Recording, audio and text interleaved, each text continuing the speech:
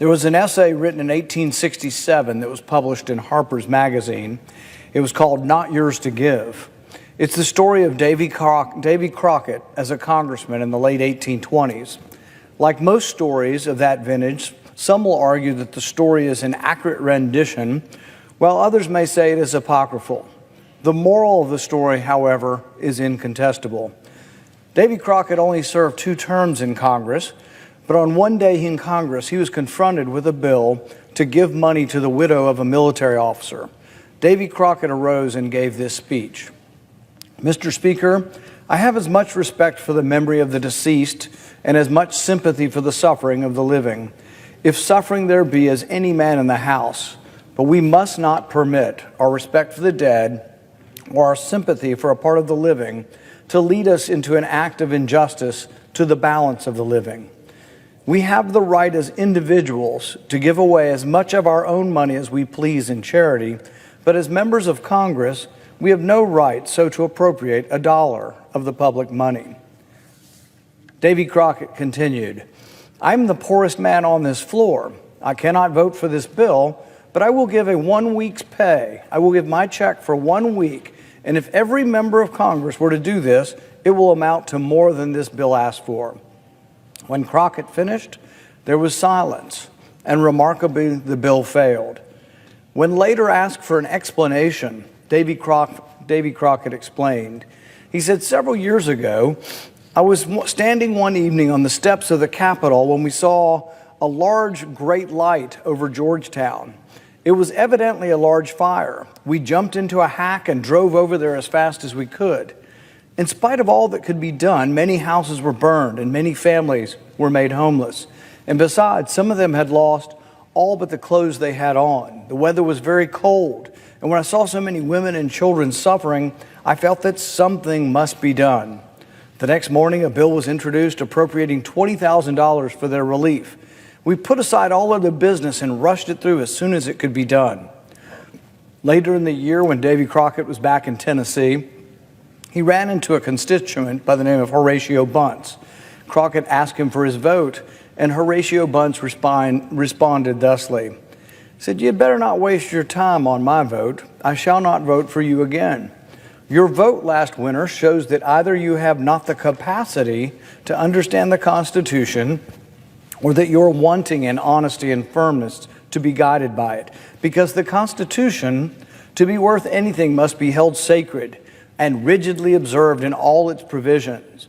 The man who wields power and misinterprets the Constitution is more dangerous the more honest he is." Horatio Bunce continued. He says, "No, Colonel, there's no mistake. The newspapers say that last winter you voted for this bill to give $20,000 to some who suffered from a fire in Georgetown. Is that true?" Congressman Crockett answered him, "Well, my friend, I may as well own up. You've got me there. But certainly nobody would complain that a great and rich country like ours couldn't give $20,000, the insignificant sum of $20,000 to relieve its suffering women and children." Horatio Bunce replied to Congressman Crockett. He said, "The power of collecting and dispersing money at pleasure is the most dangerous power that can be entrusted to a man. While you are contributing to relieve one, you are drawing it from thousands who are even worse off than he. If you had the right to give anything, the amount was simply a matter of discretion with you, and you had as much right to give 20 million as to give 20,000. If you have the right to give to one, you have the right to give to all. And as the Constitution neither defines charity nor stipulates the amount, you are at liberty to give to any and everything which you may believe or profess to believe is a charity, and to any amount you may think proper. No, Colonel Crockett, Congress has no right to give charity.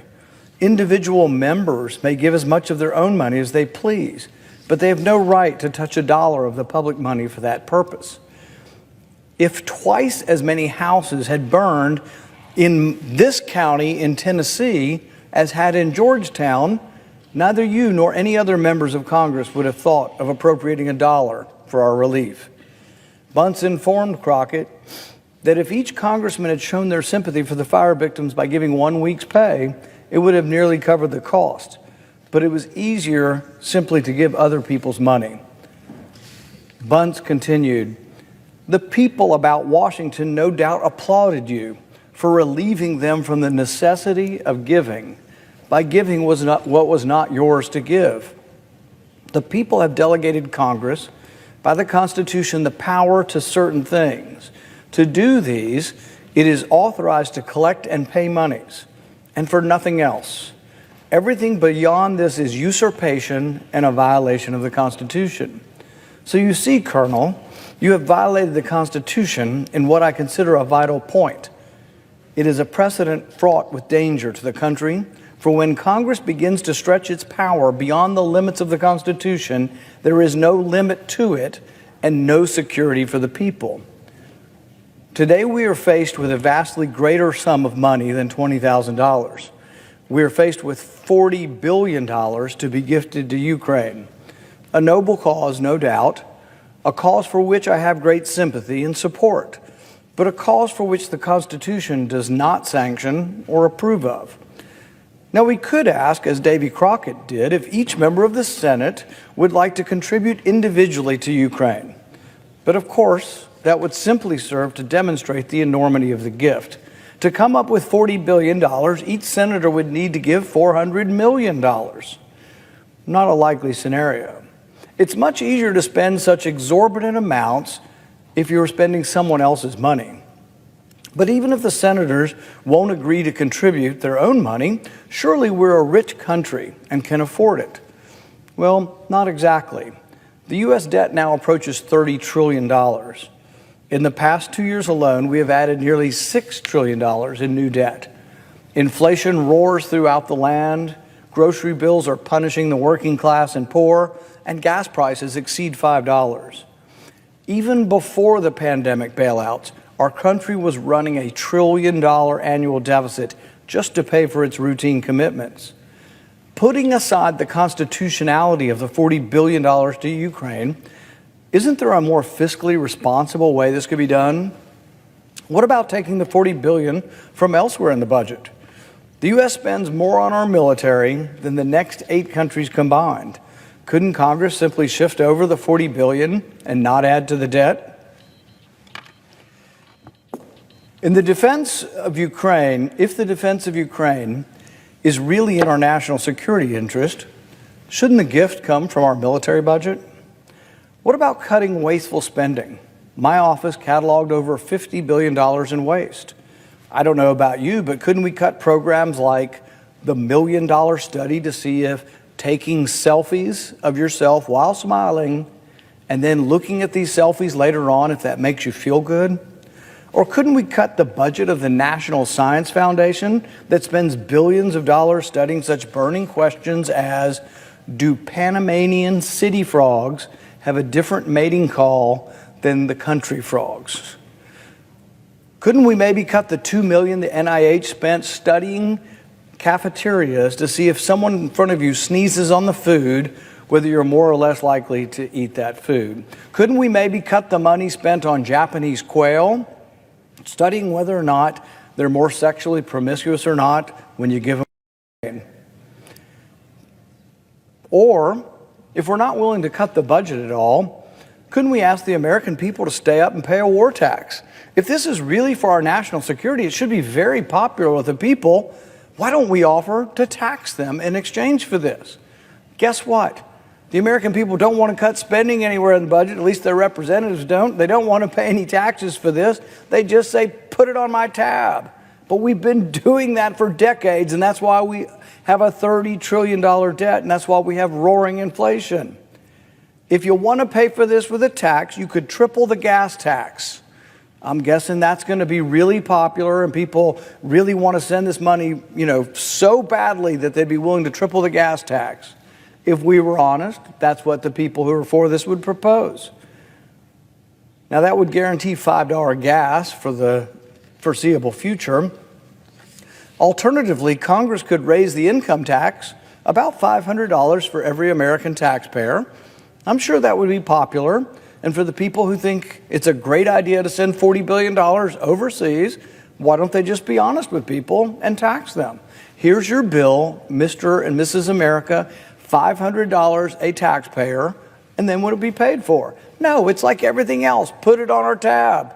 Well, Uncle Sam's tab is full. It is complete. To be clear, I'm not for raising taxes to finance Ukraine's defense, but it's irresponsible to simply borrow more money. To borrow the money from China simply to send it to Ukraine makes no sense and makes us weaker, not stronger. But let's be honest. Most of Congress doesn't seem to care about the debt, doesn't seem to care how much money we shovel out the door and out of the country. Why? Because it's not their money. Every day, Milton Friedman's statement is proven correct, that nobody spends somebody else's money as wisely as their own. I doubt the big spenders in Congress will ever consider spending any of their own money, but Americans across the land should sit up and notice and attach blame to these profligate spenders. In the past 3 months, bipartisan majorities, Republicans and Democrats, have added over $100 billion to the debt. Now, these same big spenders are proposing another $50 billion next week to bail out restaurants.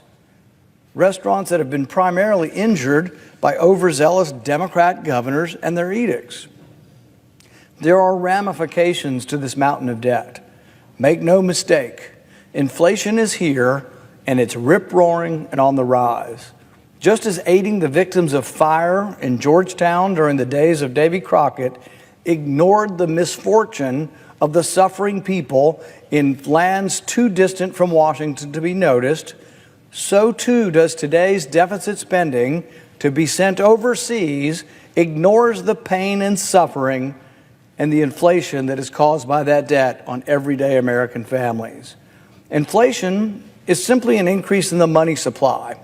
It comes from the Federal Reserve buying the U.S. debt. M2 is a measure of the money supply. For the last 3 years, it's been going up at about a 15% rate.